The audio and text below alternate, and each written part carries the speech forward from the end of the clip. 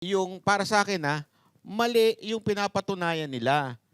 Ang article ng impeachment, binulsa ba yung confidential funds? Ninakaw ba? Ang kaya nga nabobor na yung tao kasi supposedly may pasabog. May dahilan kang ikikwento.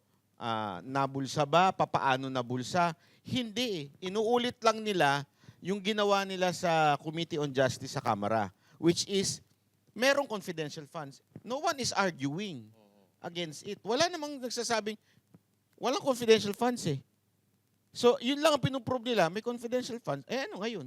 Oh, meron naman talaga. Pero para sa akin naman hindi na question dito. Although napaamin or nasilat dito si Wamil na hindi lang si BP Sara. Pero para sa akin, hindi na importante kung sino meron. Ang tanong na lang dito, yung mga naunang presidente ba, naging DepEd Secretary, naging Vice Chairman ba sila ng NTF-ELCAC para kailanganin nila ng confidential funds? Kasi si BP Sara, naging DepEd Secretary. Alam naman natin na dyan sa mga eskwelahan, dyan nagsisimula ang rekrutan. At noong si BP Sara ang may hawak ng DepEd na yan, kahit papaano, meron tayong nakita May achievement. Walang mga na-recruit na estudyante, walang mga estudyante na dinadala sa bundok katulad ng ginawa nila yung dating congressman. So, nanahimik yung eskwelahan. So ngayon, ang problema natin, baka mamaya, dahil iba na nga yun nandyan, so hindi naman sa wala tayong tiwala sa nandyan, pero parang mas focus kasi si BP Sara dun sa ginawa niya yon kasi alam niya na yun Alam niya na yung kung paano i-execute kasi ginawa nila yan sa Davao kasama ng pamilya nila. Paliwanag natin, bakit kailangan ng Department of Education ng confidential funds para labanan itong insurhensya? Hindi naman yun ang mandato nila. Ang mandato nila is education. Yun ang sinasabi nila na hindi na sinasabi ni COA na yung confidential funds parang depende sa mandato ng opisina. Na parang sinasabi nila na illegal na magkaroon ng confidential funds yung isang lumalabas na ang pinag-uusapan lang pala yung dalawang testigo na yun, unusual, ano ba yun? Yung unnecessary, irregular. Yun lang yung pag-uusapan, mantakin mo. Ilang milyon. Tapos eto napunta na tayo rito sa, ngayon, yung bagong, yung taga-COA. Yung taga-COA. Napansin ko lang. Napansin ko lang yung consistent yung kanilang mga yung kanilang mga testigo. Mula mo dun sa taga-NBI, pagkatapos nilang gawin yung trabaho nila para kay BP Sara, either ma-promote sila or nalilipat sila sa ibang posisyon. Kasi katulad dito, itong ngayon, si Wamil, Attorney Wamil, dati siyang taga-Igpao. Ngayon, hindi na siya taga-Igpao. May bago na siyang posisyon. Parang sa Pasay, COA Pasay na yata siya. So, hindi natin alam kung promotion ba yan or what. Pero, ganun ang lagi nangyayari. Pagkatapos nilang tumrabaho, bigla silang nililipat. May tanong ako. Anong naamoy mo dyan? Kanino? Kay Wami. Ang sungit, no? Heli. Ang sungit, no? Hindi, naamoy ko yan Heli ka pero yung salamin niya, alam Ano ko yung mga Ano yung mga senyales na nakita mo? Hindi, obvious naman. pagkalon niya. Oo. Ayan yung mga At pagganon saka na yung rin. niya, yung attitude na feeling magaling. Yung sumasagot, no? Inuunahan niya kasi yung nagtatanong sa kanya. Kinukonclude niya o ina-assume niya na ito yung susunod na itatanong sa kanya. So kaya siya, tingnan nyo, pag tinanong siya hindi sumasagot ng diretso, inuunahan niya. Tsaka lagi niyang pinapaulit, Banat Bay. Oo. Paulit ng tanong. Strategy yun Oo, para mag-isip. Makapag-isip. Oo Pero nga. alam na niya yung yung mga tanong. Kaya pa yung kumakana yung baklamit na ko. Oh, di ba? Kumakana, Okay, may payo ako sa iyo, Robin. Ingat Kumanan kasi ka. kumakana siya. Ang lagkit ng Tsaka pag pag babae nagtatanong sa kanya, Senator Amy nagagalit siya Yeah. Pag lalaki, okay lang Nangagat siya, no? Tsaka, Ay, no? tsaka ano siya, Kay Ma'am Amy, Hindi ko Ang na sama ng kaniyan, ugali niya, Pero Pag kay Robin, Pag kay Robin, nakasunod yung mukha. Ay. lumulunok pa. Paulit. Kaya pala inaaway si Amy Marcos. Ay. Ayaw niya magtanong. Alam mo. Babae kasi. Babae kasi. Pero anong napansin nyo? Ano yung mga nakita ninyong, yung ginagawa ng prosecution at saka ito, ano yung mga nakita nyong kakaiba? yun, isang kakaiba dyan yung lalo to si Kapunan. Unan. O kasi ano siya, may mga banat, bumabanat siya sa mga judges. Di ba bawal yun? May mga banat siya minsan eh. May mga Marami siyang punchline. may Parang mga pa- pinopoint pakul. siya. Oo, ganun. Oo. Papatawa, di naman nakakatawa. Nakakatakot siya eh. Kumanta siya. Hindi siya mukhang komedyante. Mukha siyang, mukha siyang... Gusto nga nila panawa eh. Hindi. Oo. Dito natin nasusukat yung mga senator na sige sabihin na nating mga kadikit ng mga Duterte. Sabihin na natin ganun. Mahaba yung pasensya nila. Mga bastos yung mga bastos tong Ewan ko rin sa mga senador natin ngayon ha. Parang ang babait masyado ng senador natin. Oo Ngayon nga ang panahon nila Miriam.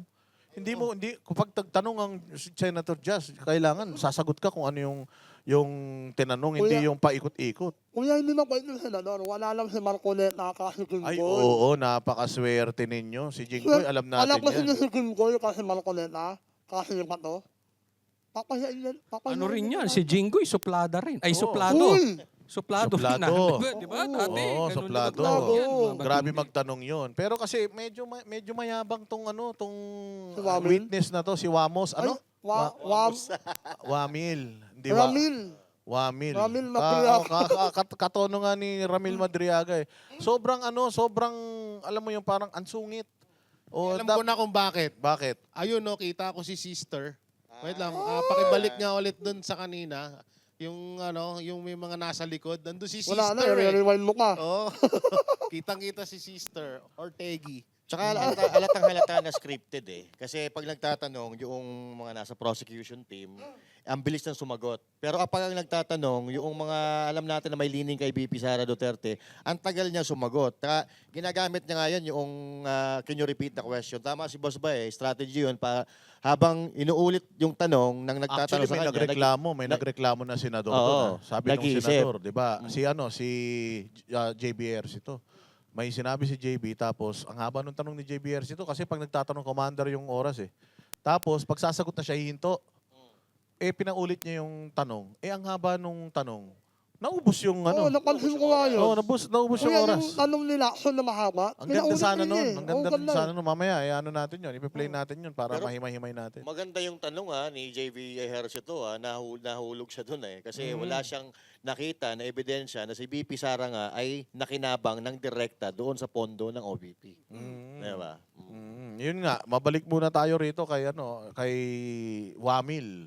Di ba? Naintindihan naman natin, Master Judea, na si Wamil is scripted yung sa prosecution. Pero pagka yung cross-examination na, ayun na, Wala na. doon na siya yung kasinungalingan na si Oo, VP huli na. Sara lang ang merong confidential funds. Inulit-ulit ang galing ni doon, ni Attorney Powa Yan, tingin doon. na yan, oh. Yan, tingin na yan, oh. Oo.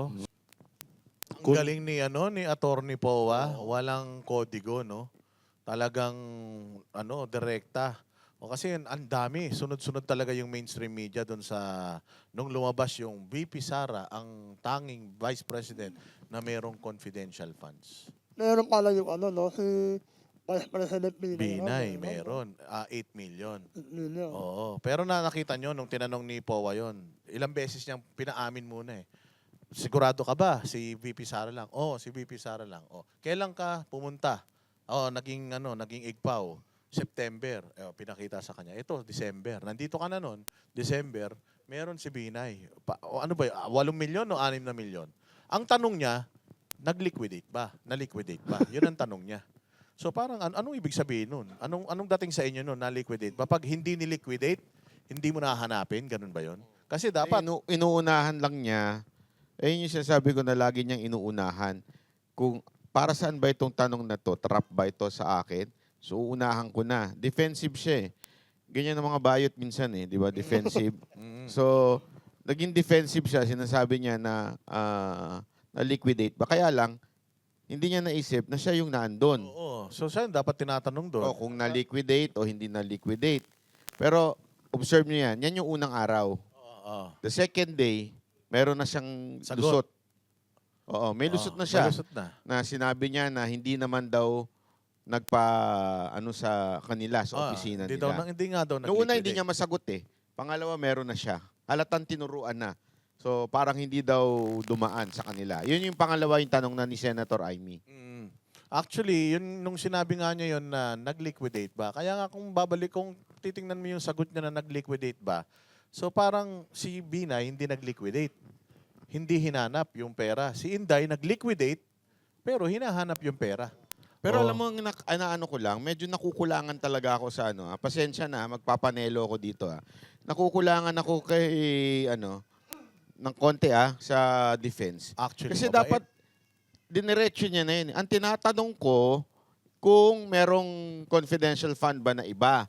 Hindi ko tinatanong kung na-liquidate mo ba. Dapat diretso yung tanong para ma-prove.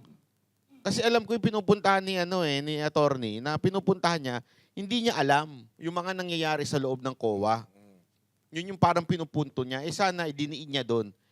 Binitawan kagad niya nung medyo Parang inaalagaan, parang mabait masyado ba? masyadong mabait yung Oo. defense. Yung sa kabila, sobrang hudas di ba? Masyadong bastos. Bastos. Totoo, bastos naman talaga To the point nga na uulit-ulitin nila yung hindi ko yung hindi nakikita, ang Hindi dilim. Oo. Pag hindi na-gets ng tao, uulitin pa. Paulit-ulit. Ayun yung propaganda. Dito sa kabila, ina-assume nila na naintindihan kagad ng tao yung punto. Kaya nga alam niyo yung kay Robin.